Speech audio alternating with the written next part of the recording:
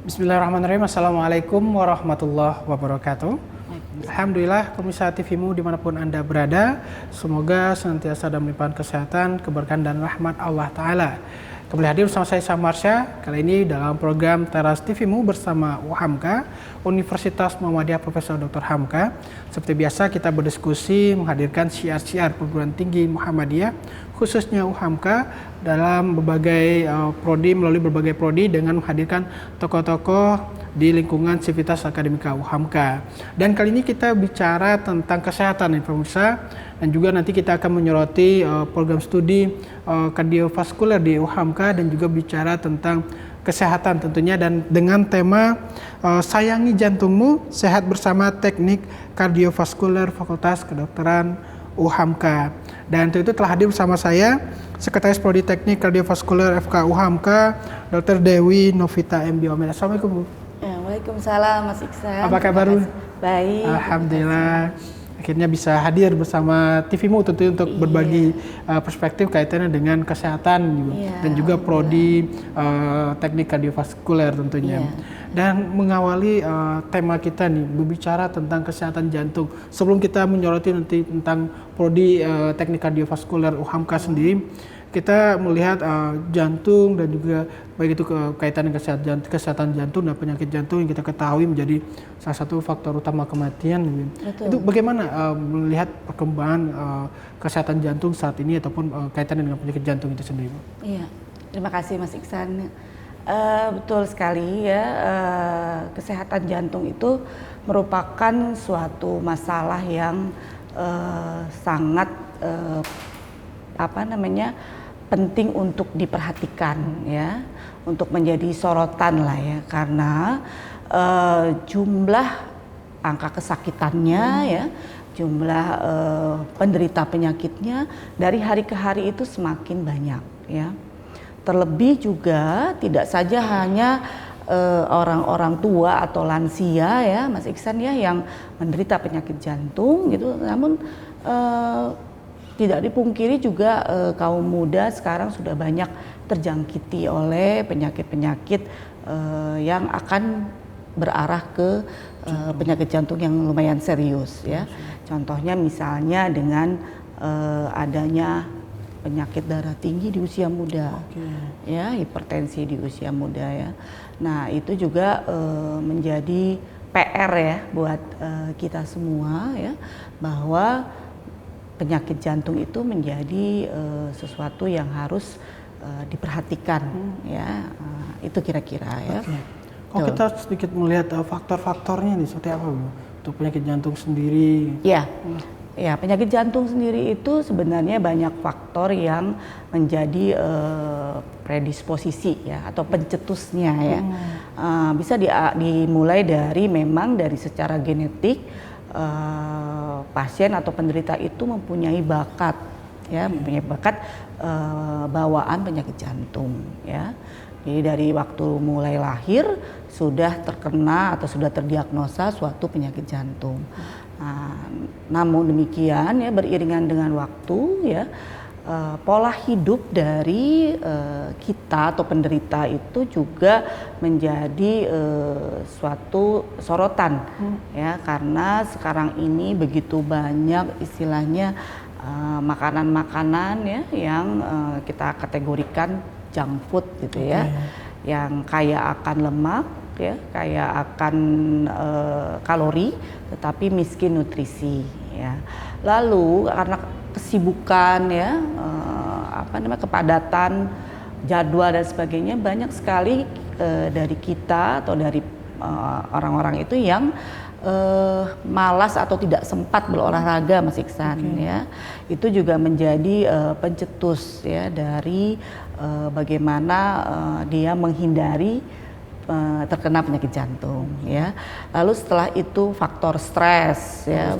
Ya, jangankan stres pekerjaan ya, dari sini dari tempat kerja ke sini aja, waduh udah macet dan sebagainya ya, itu juga memberikan dampak stres yang memicu suatu hormon dalam tubuh kita yang dinamakan hormon adrenalin yang akan berimpact juga salah satunya ke organ jantung ya. Belum lagi kebiasaan merokok.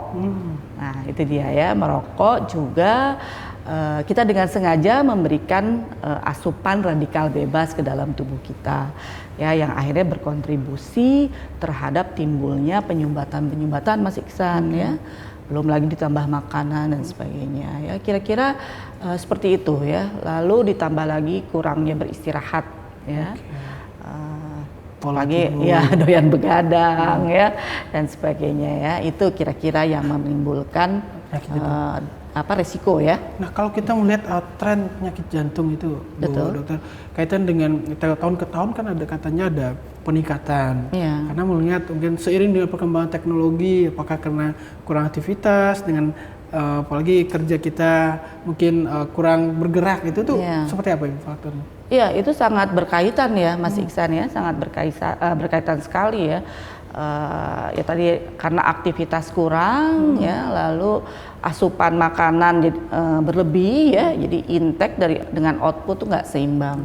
Apapun yang membuat tidak seimbang di dalam tubuh kita tentunya akan membuat suatu penyakit ya, suatu penyakit ya. Jadi itu sangat berpengaruh, apalagi dengan sekarang ini kan kemajuan teknologi ya, penggunaan digital ya, sehingga itu juga memberikan dampak kaum muda ya, kaum muda milenial itu malas untuk bergerak ya, mengandalkan duduk di tempat, menyelesaikan semua tugas, semua pekerjaan tanpa istirahat, lalu ditemani dengan sebatang rokok, 2 batang sampai 10 batang, berikut kopi. Kira-kira seperti itu kan? Itu paket lengkap ya. Paket ya.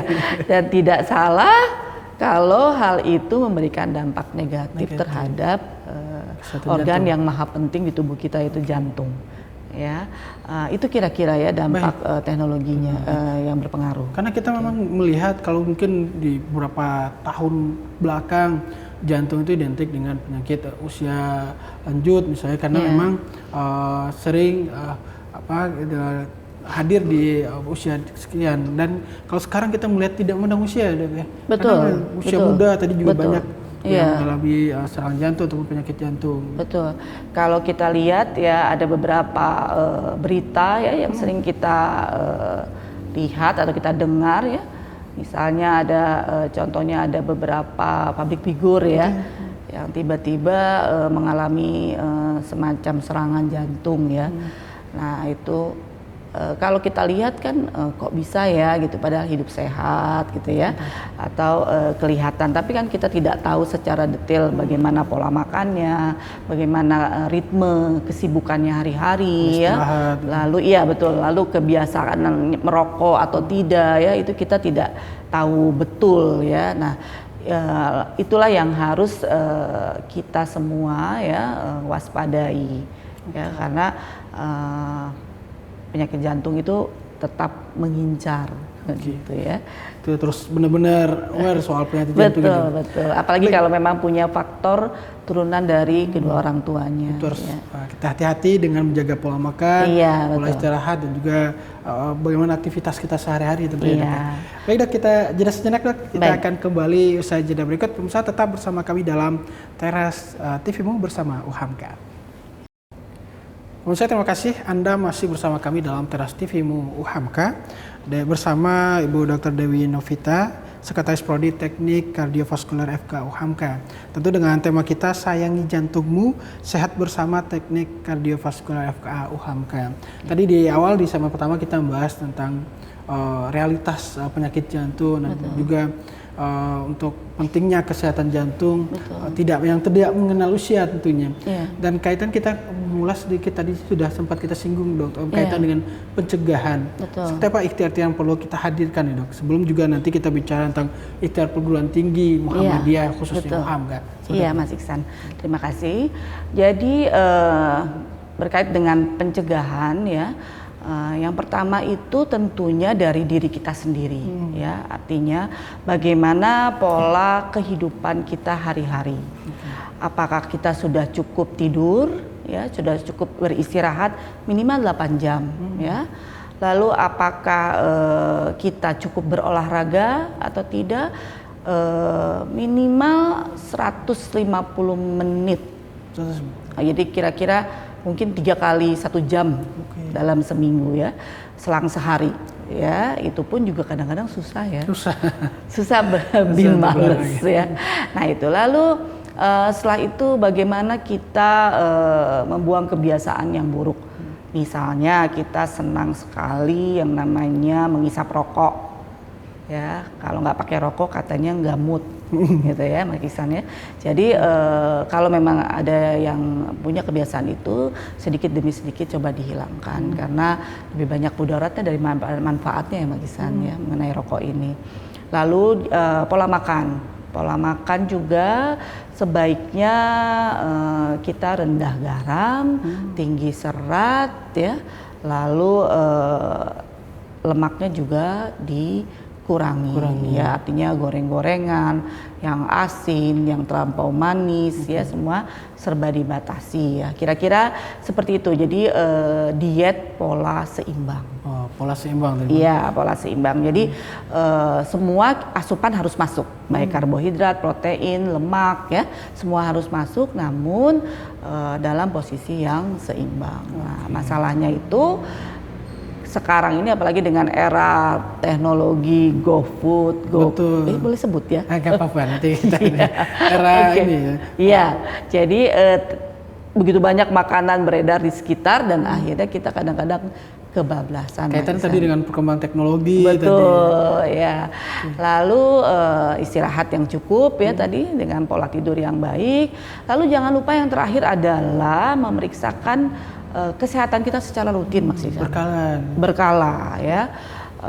Misalnya kalau untuk usia yang masih muda bisa dilakukan 6 bulan atau 1 tahun sekali ya. Namun bila kita sudah punya resiko penyakit atau ada bawaan ya, keturunan ya, misalnya dengan diabetes, dengan hipertensi, sebaiknya 3 bulan sekali kita melakukan general check up ya, yang diperiksakan umumnya bagaimana tekanan darah kita, bagaimana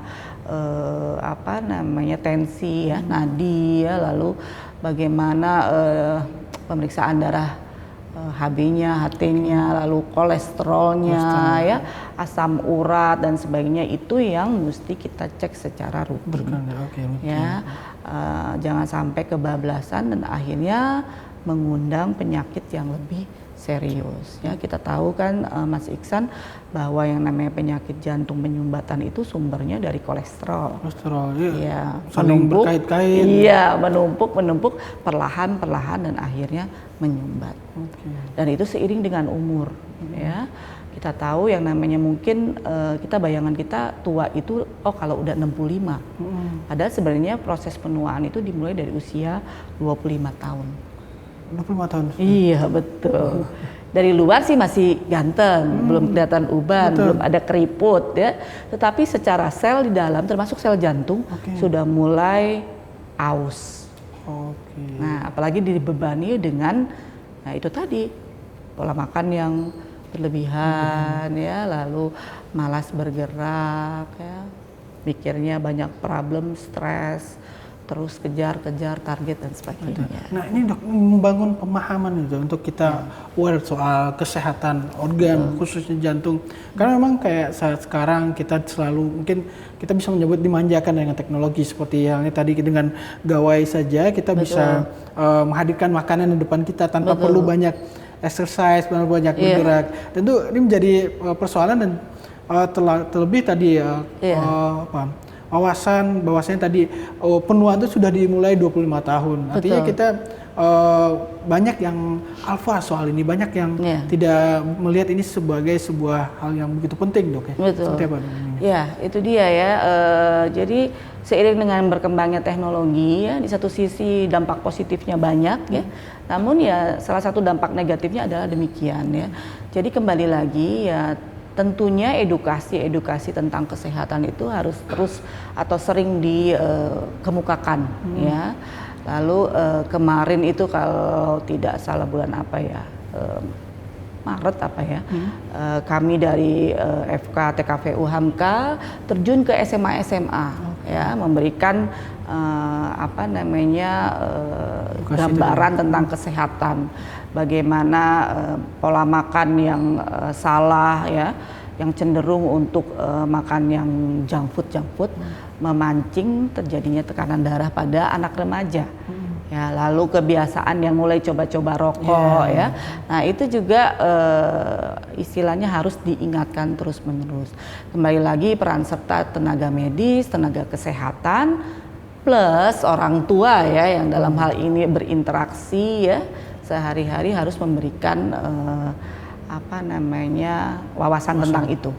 Ya, lalu dan kembali lagi tergantung diri individu masing-masing tentu. Iya, baik. betul. Baik, nanti kita sudah melihat tadi apa Dok, kaitannya dengan edukasi, tenaga medis, tenaga kesehatan dan juga orang tua. Nah, ini kita kembali ke tentunya dengan peran institusi perguruan tinggi untuk menghadirkan sumber daya, dan selain tadi bicara tentang edukasi, menghadirkan sumber daya yang akan memberikan sumbangsi untuk apakah itu tadi ya edukasi atau memberikan pelayanan kaitan dengan kesehatan jantung itu sendiri. Baik. Kita akan ulas ini usai jeda berikut. Pemirsa tetap bersama kami dalam Teras TV-mu. Terima kasih pemirsa, Anda masih bersama kami dalam Teras TV-mu UHAMKA bersama Ibu Dr. Dewi Novita M. Biomed, Sekretaris Prodi Teknik Kardiovaskuler FK UHAMKA. Ibu, tadi kita sudah melihat bagaimana realitas kesehatan jantung, ikhtiar-ikhtiar pencegahan, dan juga tentunya berbicara tentang ikhtiar-ikhtiar memberikan edukasi pada masyarakat, dan kaitannya dengan pentingnya sarana dan prasarana dan juga tentang tenaga medis tadi, Dok. Kebutuhan tenaga medis seperti apa, Dok? Ya, menyikapi merebaknya atau meningkatnya kasus-kasus kardiovaskuler, kasus-kasus jantung ya dalam hal ini, tentunya tidak terlepas dari kebutuhan tenaga medis yang melayani atau concern terhadap kasus-kasus kardiovaskuler ini ya. Artinya baik itu dokter sebagai dokter umum ya, dokter spesialis jantung dan pembuluh darah ya, lalu juga tenaga medis lain ya, perawat ya, itu juga banyak berperan ya terhadap bagaimana menyikapi atau menata laksanakan ya kasus-kasus yang merebak atau kasus-kasus yang meningkat sehubungan dengan penyakit kardiovaskuler tersebut ya. Jadi masing-masing dari tenaga medis ini saling berkolaborasi, saling melengkapi ya. Saya rasa seperti itu. Kalau kaitannya dengan kalau kita bicara persentase untuk kebutuhan sendiri, kan mengingat untuk peningkatan kasus penyakit kardiovaskuler saat ini juga semakin meningkat gitu, sering dengan tadi perkembangan, dan juga untuk tenaga medis sendiri atau tenaga kesehatan yang membidangi ini seperti apa, Dok, perkembangan? Iya. Tenaga medis kan terbagi-bagi ya tadi ya Mas Iksan ya, seperti tadi saya utarakan bahwa ada dokter umum, ada dokter spesialis dan sebagainya. Sekalipun semakin tahun ya atau semakin hari jumlah tenaga medis itu sepertinya makin banyak ya, tetapi pada kenyataannya ya tetap saja belum merata distribusinya di seluruh Indonesia ya. Karena itu kemarin kalau tidak salah ya dari Kemenkes juga membuat kebijakan-kebijakan untuk sekolah beasiswa ya semacam begitu untuk spesialisasi ya, termasuk salah satunya adalah spesialisasi jantung ya. Kira-kira seperti itu. Jadi artinya tetap dibutuhkan, apalagi dengan negara kita yang memang populasinya kita tahu sendiri ya, butuh sekali tenaga medis yang memang terdistribusi secara merata ya. Mungkin kalau di Jakarta, kota besar seperti ini, banyak kita temui dokter jantung ya, dokter spesialis ataupun dokter umum per 1 kilo mungkin ada ya. Tetapi kalau kita agak ke daerah lagi ya, ke yang apalagi yang lebih terpencil ya, itu masih belum ya mencukupi. Betul. Ya. Tapi kita negara maritim, Dok. Negara ada Betul. daerah-daerah 3T. Iya, betul. Ini juga tentu menjadi tantangan tersendiri dan juga menjadi sebuah tantangan yang harus dijawab Betul, tentunya, Dok. betul. Kalau kaitan dengan sarana prasarana seperti apa nih, Dok? Untuk penyakit jantung ini. Kalau soal sarana prasarana ya saya lihat semakin membaik ya, apalagi dari rumah sakit yang memang jelas rumah sakit pemerintah ya sudah mulai banyak perlengkapan yang berkaitan dengan pemeriksaan jantung ya, dalam hal ini kita concernnya ke jantung ya. Lalu kalau saya perhatikan juga rumah sakit swasta yang khusus menangani masalah jantung itu juga semakin banyak ya berdiri. Artinya tenaga medis yang berkaitan dengan jantung, dengan kasus-kasus jantung pun juga diperlukan semakin banyak, Mas Iksan. Gitu ya. Jadi itu yang menjadi sebuah catatan ya. Dengan berdirinya rumah sakit semakin banyak ya, fasilitas yang diberikan pemerintah pada rumah sakit umum, dan kalau kita mampir ke rumah sakit umum daerah misalnya Mas Iksan, kita akan temui jumlah pasien khususnya di poli jantung itu cukup padat. Padat. Iya, cukup padat. Itu tadi kaitannya dengan mungkin di Jakarta dia mungkin ada per 1 kilometer ada dengan rata-rata. Nah, untuk memberikan akses penanganan, kita melihat kan tadi di daerah-daerah terpencil, daerah-daerah tertinggal seperti itu, ini menjadi sebuah kebutuhan yang sangat penting karena kita melihat bagaimana perkembangan penyakit ini dan juga tentu kebutuhan akan sumber daya untuk penanganan itu seperti apa, Dok? Iya, betul. Jadi dikarenakan memang harapan kita ke depannya ya dengan Indonesia yang memang negara maritim ya Mas Iksan. Artinya tenaga medis itu dari mulai lini dokter umum ya sampai dokter spesialisasi ataupun tenaga medis ya, dalam hal ini nurse ya, perawat yang berkaitan ya, yang mempunyai kompetensi yang sesuai dengan bidangnya itu harus merata ya, dan harus makin banyak lah istilahnya ya. Dan oleh karena itu menjadi PR ya untuk khususnya UHAMKA memfasilitasi hal itu. Memfasilitasi dan tentunya menghadirkan sumber daya tadi. Betul. Nah, ini menarik Dok, karena kita akan melihat bagaimana peran dari UHAMKA itu sendiri, khususnya bicara tentang menghadirkan sumber daya dan memberikan fasilitas pendidikan untuk yang tadi berfokus pada penyakit atau penyakit kardiovaskuler ini. Karena ini akan perlu kita hadirkan dan juga untuk melihat bagaimana peran UHAMKA itu sendiri, Dok ya. Untuk menghadirkan tadi Pak Bu Dokter juga dari Prodi Teknik Kardiovaskuler, dan kita melihat realitas penyakit kardiovaskuler saat ini mengalami peningkatan, dan juga bagaimana peran Sivitas Akademika UHAMKA untuk bisa ikut mengambil bagian bertanggung jawab untuk hal itu, dan kita akan ulas usai jeda berikut ini. Dan pemirsa tetap bersama kami dalam Teras TV-mu bersama dengan Ibu Dokter Dewi Novita, sebagai Sekretaris Prodi Teknik Kardiovaskuler UHAMKA. Tetap bersama kami. Alhamdulillah pemirsa, kita di segmen terakhir dalam Teras TV-mu bersama UHAMKA dengan tema kita Sayangi Jantungmu, Sehat bersama Teknik Kardiovaskuler FK UHAMKA, dan tentunya masih bersama dengan Ibu Dokter Dewi Novita MBiomed, Sekretaris Prodi Teknik Kardiovaskuler FK UHAMKA. Bu Dokter, kita melihat tadi banyak realitas penyakit kardiovaskuler, bicara tentang pencegahan dan juga sarana prasarana serta kebutuhan untuk bagaimana peran perguruan tinggi tentunya ikut ambil bagian menjadi sebagai tanggung jawab tentunya untuk menghadirkan sumber daya yang berkualitas untuk ikut mengambil bagian menekan angka penyakit ini, tentu melalui Fakultas Teknik Kardiovaskuler UHAMKA. Mungkin bisa dijelaskan untuk prodi Teknik Kardiovaskuler di FK UHAMKA seperti apa, Ibu? Untuk penanganan. Terima kasih Mas Iksan.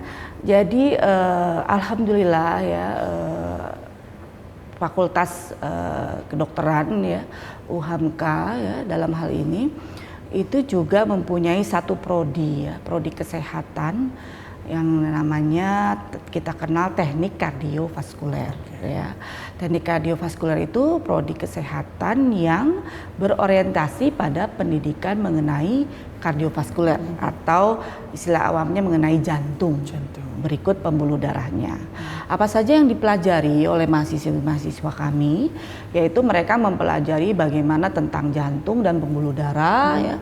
Lalu bagaimana mereka mampu mengoperasikan alat-alat jantung, ya, alat-alat pemeriksaan jantung maksud saya, yang begitu banyak kan ya, dan canggih-canggih sekarang ya.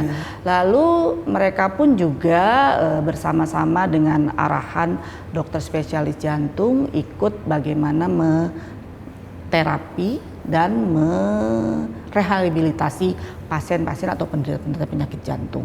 Ya. Prodi TKV ini berdiri juga sudah cukup lama ya Mas Iksan ya, dari tahun 2004 resminya. 2004. Ya, jadi kurang lebih hampir 20 tahun ya. Nah, diawali dengan ide atau inisiatif dari dokter-dokter spesialis jantung di Rumah Sakit Harapan Kita, Jakarta. Ya, jadi bagaimana mereka bekerja ingin diasisteni oleh perawat yang mampu atau mengerti mengenai sakit jantung dan alat-alatnya. Nah, karena itu mereka tadinya berinisiatif untuk melatih perawatnya ya. Tapi alangkah baiknya sebenarnya kalau perawat jantung ini lahir dari suatu institusi yang resmi. Ya, dalam hal ini alhamdulillah UHAMKA yang menjembatani. Jadi di tahun 2004 ya SK Dirjen Dikti keluar ya, kalau tidak salah di bulan September itu ya, sehingga resmi FKU HAMKA mempunyai prodi yang namanya teknik kardiovaskuler. Jadi akhirnya cukup lama juga Mas Iksan ya. Nah di 2004 artinya udah 18 tahun ya, seumur anak saya kayaknya. Nah alhamdulillah sekali banyak melahirkan lulusan-lulusan. Program ini program D3 ya, 3 tahun ya. Lalu banyak sekali lulusannya yang dalam kurun waktu kurang dari 6 bulan sudah bekerja, sudah mampu istilahnya terjun ke masyarakat, membantu dokter-dokter spesialisasi jantung untuk bekerja menangani pasien-pasien. Ya. Kalau kita melihat dari segi peluang ini sangat peluang juga sangat besar tentunya. Betul sekali ya. Selain memang masa waktu belajar mereka juga tidak terlalu panjang ya, dan mereka dibekali dengan kompetensi yang lumayan banyak Mas Iksan. Artinya mereka mampu melakukan pemeriksaan menggunakan ultrason. Ya, ultrason itu memeriksa jantung dengan gelombang suara ya, lalu EKG bagaimana mereka memeriksa kelistrikan jantung ya, lalu treadmill ya, bagaimana mereka memeriksa aktivitas jantung setelah diberi beban pekerjaan ya, artinya disuruh olahraga dulu lalu dicek ya, kira-kira seperti itu pemirsa.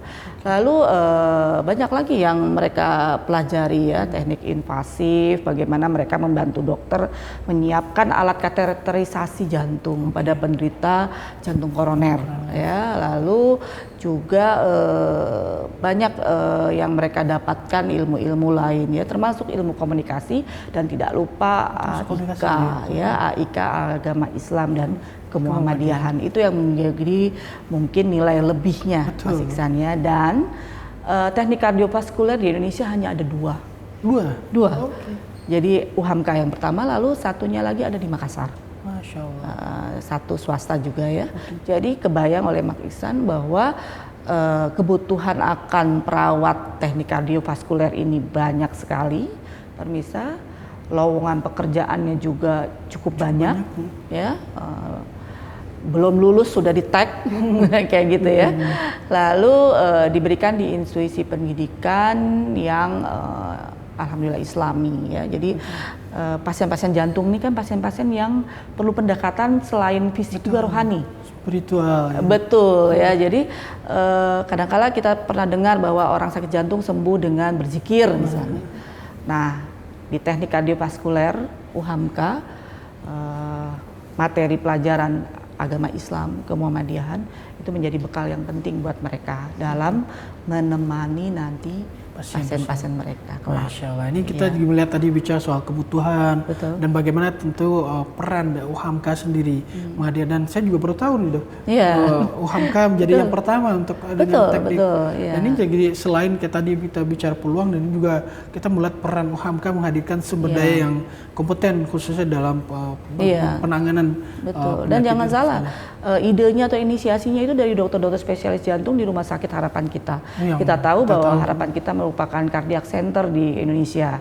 Ya, jadi sebenarnya itu merupakan sesuatu yang masya Allah ya, luar biasa ya. Jadi alangkah baiknya gitu ya bahwa prodi TKV ini ya semakin hari semakin banyak yang bergabung ya, meminatinya ya.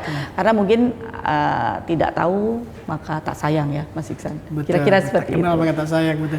Dan ini sih menarik juga bagaimana peran Muhammadiyah, UHAMKA dan juga tentu spirit-spirit yang dihadirkan, termasuk dengan dibekali dengan al-Islam dan kemuhammadiyaan, ini menjadi penguat dan juga pembeda. Selain tadi menghadirkan sumber daya kompetensi secara keilmuan, juga sebagai pendakwah tentunya menghadirkan semangat secara spiritual bagi pasien. Ini tentu menjadi nilai plus. Terakhir nih dok, himbauan untuk pemirsa yang punya keluarga untuk bergabung tentunya bersama TKV atau Prodi Teknik Kardiovaskular UHAMKA sendiri.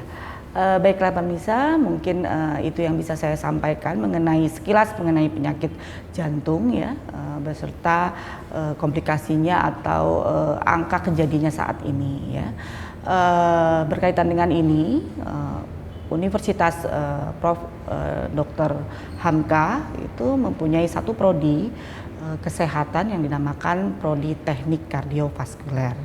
Prodi ini dikategorikan D3 ya, lama belajarnya pun juga sekitar 3 tahun atau 6 semester. Namun lulusannya tidak kalah siap untuk terjun ke masyarakat ya. Lalu di Prodi TKV itu juga kelebihannya adalah selain tadi yang disebutkan bekerja dengan cepat ya, lalu juga mereka mendapati fasilitas lahan praktek ya, PKL gitu ya Mas Iksan ya, itu di rumah sakit besar di Indonesia yang mempunyai fasilitas laboratorium khususnya jantung yang mapan, seperti Rumah Sakit Cipto, Harapan Kita, Tarakan, Rumah Sakit Cibinong, Ciawi ya, dan Rumah Sakit Kabupaten Tangerang. Dan masih ada rumah sakit lagi ke depannya yang akan bekerja sama dengan Teknik Kardiovaskuler FKU HAMKA. Kira-kira seperti itu. Jadi alangkah baiknya ini bisa menjadi masukan ya buat para orang tua ya. Motivasi juga. Betul ya, yang menginginkan anaknya menjadi seorang teknisi yang handal ya, mampu bekerja sekaligus beramal menolong masyarakat ya dengan kesehatan jantung yang terganggu. Insya Allah menjadi bekal amal mereka ya, jariah tentunya, amal jariah juga. Ya, kira-kira seperti itu mungkin yang bisa saya sampaikan dari Prodi TKV Universitas Profesor Dr. Hamka. Baik, terima kasih Bu Dr. Dewi Novita M. Biomed, Sekretaris Program Studi Teknik Kardiovaskular FKU HAMKA, dengan poin-poin tadi bicara tentang bagaimana kita harus menjaga kesehatan jantung, pencegahannya, dan juga tentu motivasi yang dihadirkan termasuk kepada para pemirsa dimanapun berada. Tadi dihimbau untuk mari bergabung bersama UHAMKA, karena UHAMKA menjadi salah-satunya perguruan tinggi di Indonesia yang pertama tentunya menghadirkan program studi ini. Tentunya menjadi salah satu ikhtiar memberikan kontribusi positif untuk masyarakat, menjaga kesehatan masyarakat, dan juga menjadi amal jariah untuk sumber daya yang hadir bersama program studi Teknik Kardiovaskuler UHAMKA. Jadi terima kasih Ibu untuk waktu dan kesempatannya. Dan demikianlah pemirsa diskusi kita dalam Teras TV-mu bersama UHAMKA dengan tema Sayangi Jantungmu, Sehat Bersama Teknik Kardiovaskuler FK UHAMKA. Ya, kata saya Samarsa bersama Ibu Dr. Dewi Novita undur diri. Terus saksikan Teras TV-mu UHAMKA dengan tema-tema menarik lainnya. Bila bisa biak fastabiqul khairat, nasrum nawafatul qarib. Wassalamualaikum warahmatullahi wabarakatuh. Baik, bisa.